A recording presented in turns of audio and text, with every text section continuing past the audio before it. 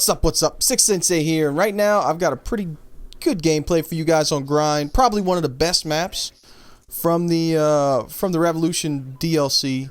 But today I want to talk about the Xbox One.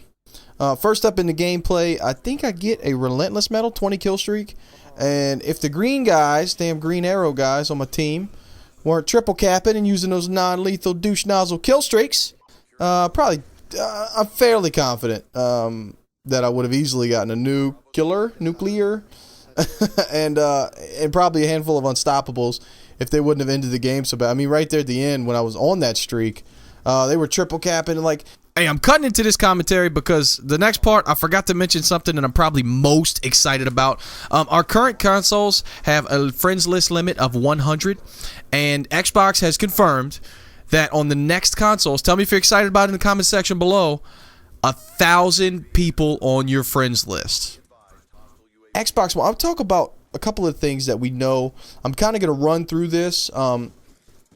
First of all, I want to ask you guys, what, as of right now, based on what you know, how much would you pay for either console, right? Well, how much would you pay based on what you know? If it was a snap decision and you were going to buy either one or both, or maybe just make a judgment call of what you think they should cost based on what you know today. Use the comment section below, obviously, or hit me up on Twitter. All links are in the description. So first off, we know they both have a Blu-ray drive, right? So that's interesting because Xbox, Blu-ray is a Sony technology, but Microsoft had to basically embrace the technology that Sony's offering. So they both are going to have game DVRs. They're both going to have DVRs for their games, which is really awesome. A lot of this game capture devices separate and powering this and that. Those things can get pretty hot and heat up your room. That's a major problem for me. I live in the South and it gets hot in this damn office, guys. So anyway, they're both going to have 8 gigabytes of RAM. There's a couple different things going on with the RAM. I'm not going to get deep into that. They both have 8 core processors. Damn near the same thing. I mean, Microsoft's is kind of custom and proprietary, but they're both about the same thing, guys. The storage, we already know that the Xbox is going to have 500 gigabytes of storage, which is, I don't think that's enough. You're going to be required to install your games. And if you install every game, and these games are going to be as big as we assume they're going to be, probably, fill up a Blu-ray drive, which is in the tune of, 50 gigabytes per game, plus any DLC, plus any patches. That hard drive's not going to be enough. But what I will tell you about the Xbox, and I would assume is going to work for the PlayStation, Xbox One will support, as of right now, confirmed, up to 2 terabytes of external storage in the form of a USB drive. So for like $100, you can go get you 2 terabytes, on a Western Digital Passport drive, whatever you want. And you can get 2 extra terabytes, and it'll support that through USB 3.0. So that's really awesome, really impressive that they're able to do that. And again, I'm talking about the Xbox because it's confirmed, but I think PlayStation, I have to assume PlayStation is going to support this. Cloud storage is so far both a yes on both. They both already do it, so why would they not carry on? But cloud computing is what I wanted to talk about more than anything. So yes, it looks like the Xbox is going to be a little less powerful, but I don't think that's going to matter in the long run because they're going to offload some of those. I just played the shit out of that guy. Anyway, they're going to offload some of those requirements, some of those things that they're going to do. Look at this dude just nut slaps me and then sprays me to death with the XPR. I had to point that out because this shit was kind of funny. Like I was laughing in the moment when I did it. And when he did it, really. Anyway, so they're going to offload some of the FAL right here. Just don't close your eyes. I'm sorry. I'm going to quit looking at the gameplay. I'm trying to get through this stuff. They're going to offload. Both consoles are going to offload some of the things, some of those processing powers, some of the RAM, some of the things that they're going to do. Like they may be able to offload all the processing of audio on the cloud and have it, kill feed opportunity, fail. They're going to have it done over the cloud. Now, what that means is this may be true that you need an internet connection to run, at least at this point, some games. Microsoft is being very, very careful with the words they choose. I fail again. They're being very careful with the words that they choose to use when talking about this stuff.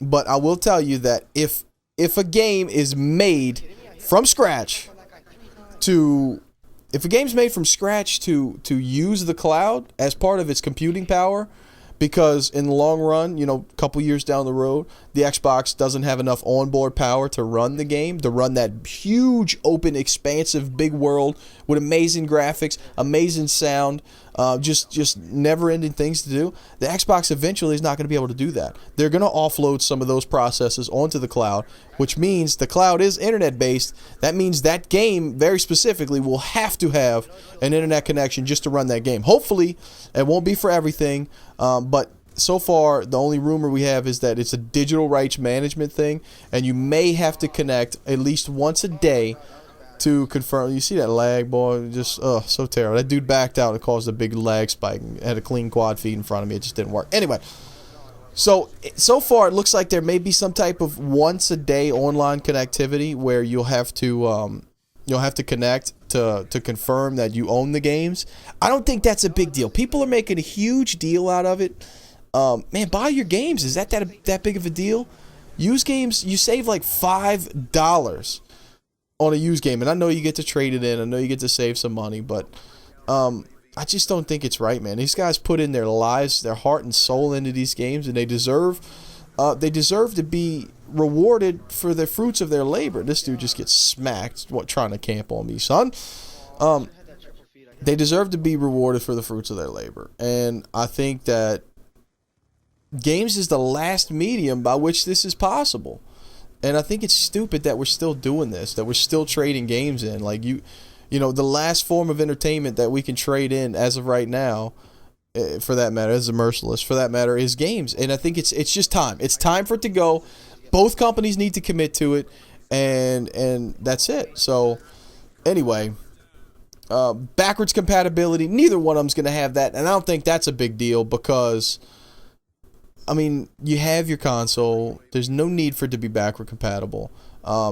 Those days are over. Nintendo learned it the hard way, and I just think that there's more profit to be made. Remember, these are companies. There's more profit to be made in reselling old games, on digital content. I mean, you got these awesome games. Yes, there's a huge library, a huge amazing library on both Xbox and PlayStation, but it's just there's too much architecture that has to go into making them backwards compatible.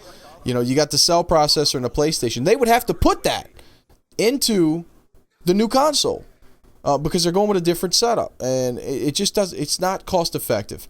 Me and this guy both kind of fail. I come out victorious, but it was just kind of a joke. Anyway, cross game chat is going to be on the PlayStation. Of course, it's going to be on the Xbox. Now, as far as a second screen type of situation, I know the Wii U has it. Obviously, it comes with it. The second screen is going to cost you more on the PlayStation. If you want that second screen experience, as of right now, there's nothing really on your phone or your tablet that you already probably own to use that with. Now, on the Xbox Smart Glass, all you need is the smartphone and the things that are already in your pocket, and there is that second screen experience. It may not be as rich as the Vita, but it will cost you much less. So that's really up to you and your budget. As far as, subscription services, I don't think PlayStation's going to change their model. I also don't think that Xbox is going to change their model very much. I think what they have works for both of them, and it caters to the right crowd that they're trying to cater to. And that's kind of that. As far as the hookups go, I wanted to talk about this. It has been confirmed. I was curious about this. I know a lot of you Call of Duty guys use headsets and stuff like this, and I'm like, man, if I buy this console, am I going to have to buy a new headset? So far, fingers crossed, they will have an optical output on both consoles. Now, most headsets use the optical output. You're going to have the HDMI input on the Xbox and an output on the Xbox. That's for the cable box thing. The gameplay's over, but it should support our headsets and our what we're using today. Hopefully, again, fingers crossed. Let's hope for that. And that's pretty much it. Oh, one more thing. Xbox so far does not have any Bluetooth capabilities. That may kind of hurt it a little bit. Don't know. Anyway, guys, thanks for joining me. Tell me what you think about any of the stuff I talked about in the comment section below. I can't see the score because I stopped looking at the gameplay, but I know it was 53 or 50 something a lot. 53 something. Anyway, Merciless Metal. I'm Six Sensei. Thank you for joining me, and I'm out. Peace.